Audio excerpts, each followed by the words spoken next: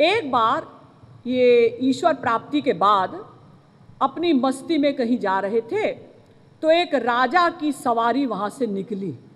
रहुगण नाम के एक राजा थे। तो 4 कहार उनकी पालकी को उठाए हुए थे। एक कहार जिसने पालकी उठा रखी थी, चारों में से एक बीमार पड़ गया। तो रहुगण नाम के जो राजा थे उन्होंने देखा ये हट्टा कट्टा आदमी जा रहा है।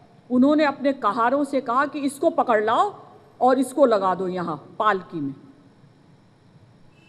वो कहार उनको पकड़ लाए कि राजा साहब तुमको बुला रहे हैं। इन्होंने अपना पालकी में कंधा लगा दिया, क्योंकि इनको मान सम्मान की तो कोई इच्छा थी नहीं। अब ये जड़ भरत जमीन पर देख कर चलते थे कि मेरे पैरों के नीचे कोई जीव जंतु दब न जाए, कोई चींटी, कोई मकौड़ा, कोई मच्छर, कोई कीड़ा मर न जाए। इसलिए ये पैरों को इस प्रकार से रखते थे कि कोई दबे ना। तो कभी पैर को ऐसे आगे रखें, कभी ऐसे रखें, कभी बचा बचा कर चल रहे थे। तो ये जब ऐसे उछलते थे तो वो पालकी हिलती थी और सबसे हट्टे कट्टे लंबे चौड़े यही थे। राजा ने कहा, भाई तुम ये किस प्रकार से चल रहे हो, ठीक से चलो। अन्य कहारों ने कहा, राजा साहब हमारा दोष नहीं है, आपने जो ये नया आदमी भर्ती किया है ना, यही गड़बड़ ढंग से चल रहा है। तो रहुगण राजा ने जड़ भरत पर टोंट कसा, टॉन्टिंग की। हाँ, कमजोर है बेचारा, बूढ़ा है, इसीलिए ठीक ठीक नहीं चल पा रहा है।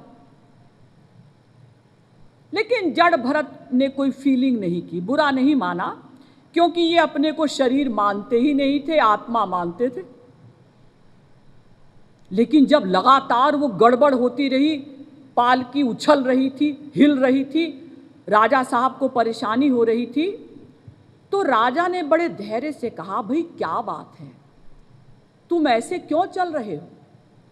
और ऐसे ही बातें करते करते करते राजा को आइडिया हो गया कि अरे, जिसको मैंने कहार की तरह अपनी पालकी में लगा रखा है, ये तो महापुरुष है।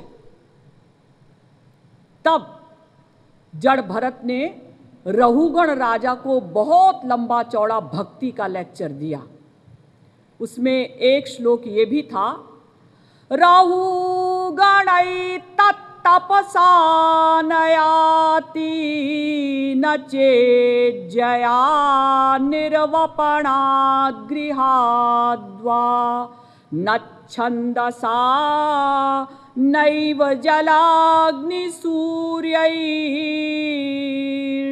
बिना महत्पाद रजोभिषेकम। भागवत के 5वें स्कंद के 12वें अध्याय का 12वां श्लोक।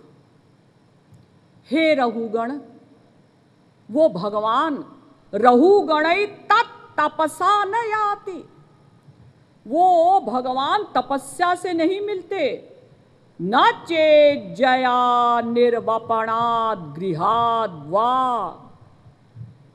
वो घर छोड़ने से भी नहीं मिलते कि भाई हम वानप्रस्थ आश्रम का पालन करेंगे, सन्यास धर्म का पालन करेंगे तो भगवान मिल जाएंगे। न छंदसा, वो वेदों को पढ़ने से भी नहीं मिलते। नैव जलाग्नि सूर्यैः, वो सूर्य को जल देने से भी नहीं मिलते, किसी प्रकार से भी नहीं मिलते। फिर कैसे मिलते हैं? बिना महत्पाद रजोभिषेकम, जब तक कोई महत्पाद रजोभिषेकम, जब तक महापुरुषों के चरणों का, उनकी चरणों की धूलि का अभिषेक न किया जाए, जब तक महापुरुषों की शरण में कोई नहीं जाता, तब तक कोई भी भवसागर से पार नहीं हो सकता। यानी बार बार भागवत में कहा जा रहा है कि भाई अगर तुम ईश्वर की कृपा प्राप्त करना चाहते हो, वो तत्व ज्ञान प्राप्त करना चाहते हो, तो गुरु की सेवा करो, गुरु की शरण में जाओ, तब काम बनेगा।